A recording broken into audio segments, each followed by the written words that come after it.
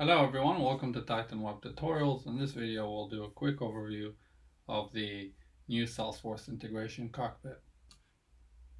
Alright, so we're at our demo project here and let's dive straight to it.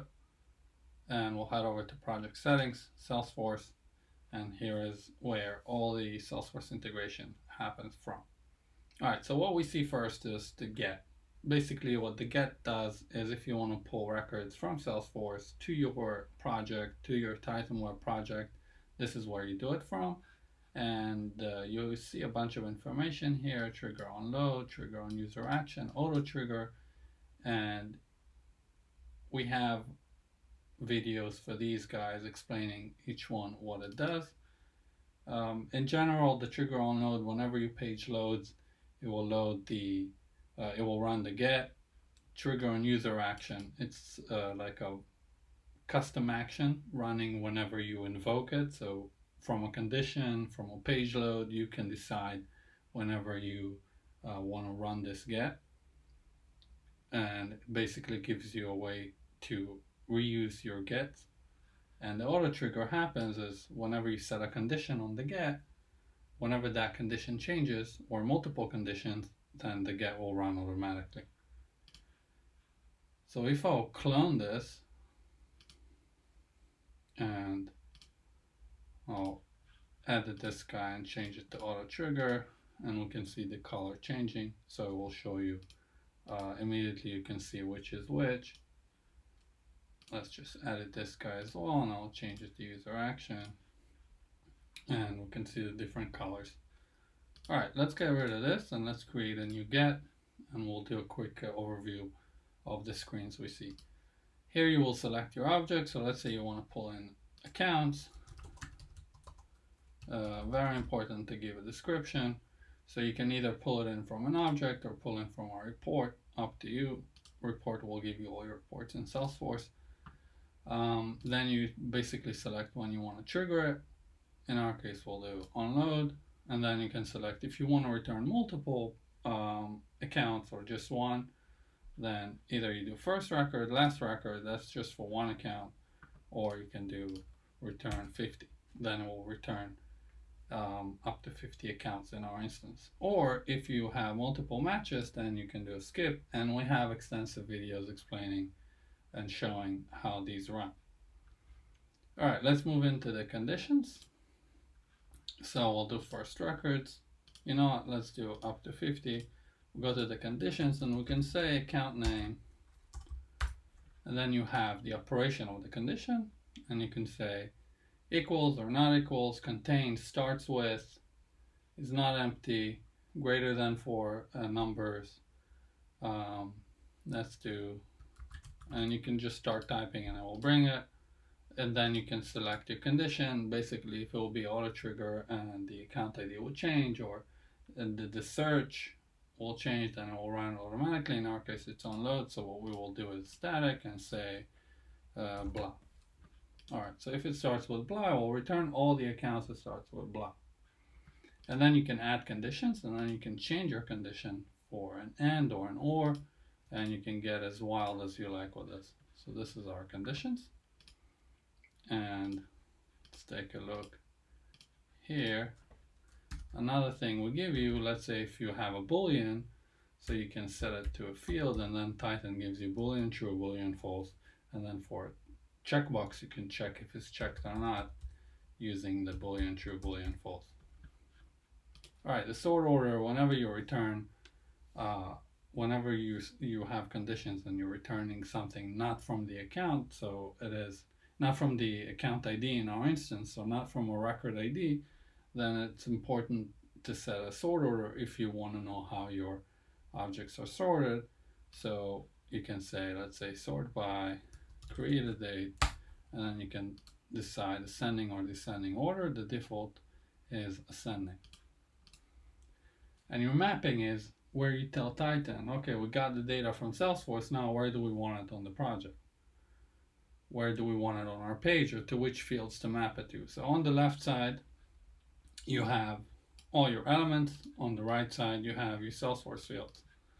That's great. And here you can also search for elements. So to make it faster for you, so you can type like something like text, or if you want to find a form field or a parameter, you can run it from here, and that will run your, and then you can just map it directly to Salesforce to whichever field you want. And here obviously you can search as well, so you do whatever.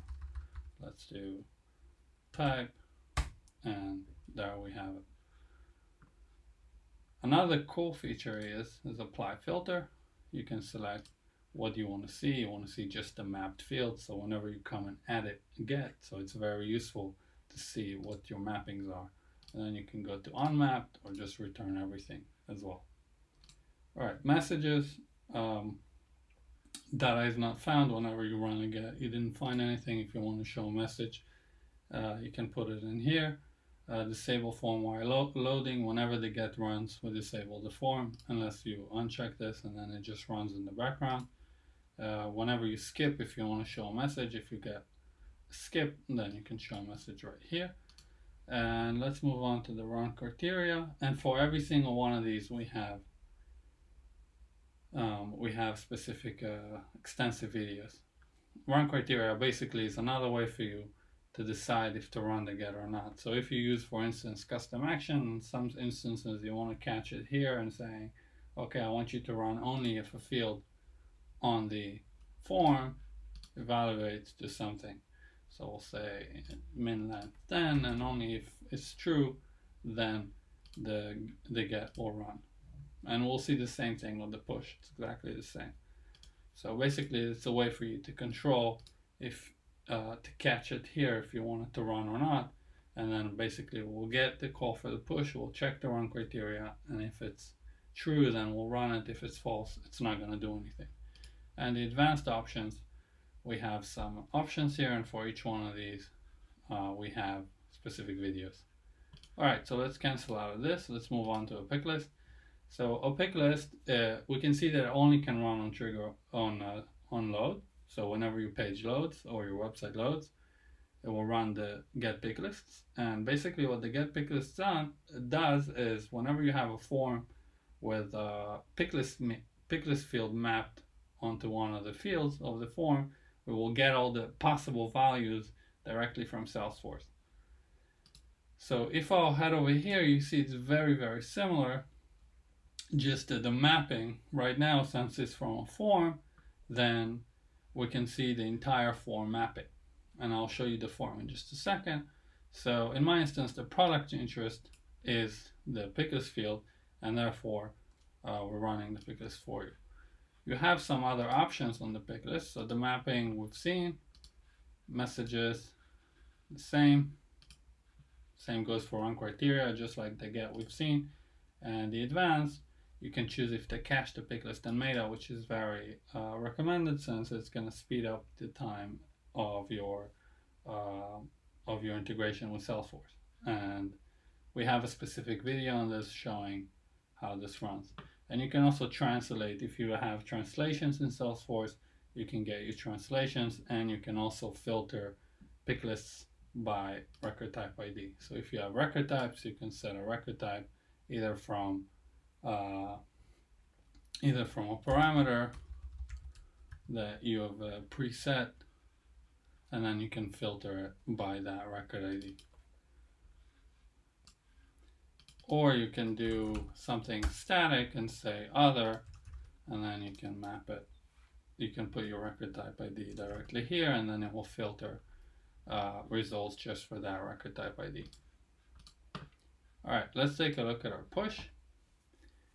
Very, very similar to the get, just it's the opposite direction. So if we will create a new one, and let's say we want to push a contact. All right. Again, very important description. And in the actions, this is where we have more action in the push. So you have create, update, find, and delete. Every single one of these are covered by separate extensive videos. And basically the create will create a record, update will update the record, and then you have some options here. If you have multiple matches, by your conditions, what do you want to do? Do you want to update just the first one, the last one, all of them, or just skip? And if you have no matches, you can decide if your conditions didn't find any match for the update, then you can decide if you want to do nothing or if you want to create a new record. And with the find, it will find your object, and this is a very powerful option here. And we're not going to get into the whole thing, but like I mentioned, we have a full video on this. And delete will just delete your object. So again, if you have multiple matches by your conditions, you can either delete first, last, all, skip. And if you didn't find anything and for some reason you wanted to delete and then you didn't find nothing to delete and you wanted to create, you can still do that from here as well. Great. Conditions, exactly the same like the get. So you can select your Salesforce fields on the left and you say, let's say smart v custom field in Salesforce equals to something in my either previous pushes. Okay, so if I ran a push and I want to nest them so I can get the ID from there, ID or any other field from there, so you can nest your pushes. And again, we have videos on this as well. Or you want from a field, so you can select whatever fields you have on the whatever fields you have on your project. Or you can do static and say something like this, and then you can add your conditions, say and or, and you can get very, very wild with this. All right, the mapping. So on the left side, by default, we have the Salesforce mapping. On the right, we have the elements. So let's say I want to push now, or what was a delete, so not relevant, but if we'll do create, so we'll head over to the mapping, and then we can set the account ID to a parameter, and then the last name to some form field or something from any other text fields we have, and run it from there, and then just your mappings directly from here. Or you can use some system variables, like if it's a Boolean, like a text box, or today, now, time, if you want to populate date, time fields. Or you can do custom, and the same thing with the get, you can do the same, and then you can map multiple fields from your form to a single field in Salesforce. All right, that's wonderful. Now let's head over to messages. So we have videos on each message, what it does, but show error message to users whenever the integration fails for some reason, you missed a field, a required field or something like that, it will show an error message to the user. Disable form while saving, same like with get, whenever we run the push, we disable the page, so the user cannot do anything. If you want it to run without disabling, you can uncheck this. Run criteria, another way for you to catch before we actually go to Salesforce. So you can say that you only want this to run when, let's say, this form field equals blah blah. And then you can add more conditions, and you can use brackets and do and or, and have a lot of fun with this. All right, in the advanced, we have done override if empty, validate field, ignore assignment rules. We have videos about these as well. So let's move on to the next screen. Let's take a look at the integration log. The integration log is really, really cool. It lets you see whatever happened between Form Titan and Salesforce. So whatever integration ran between your website, your Titan project to Salesforce, you can see it directly from here. So this will show you the specific logs for that Titan project.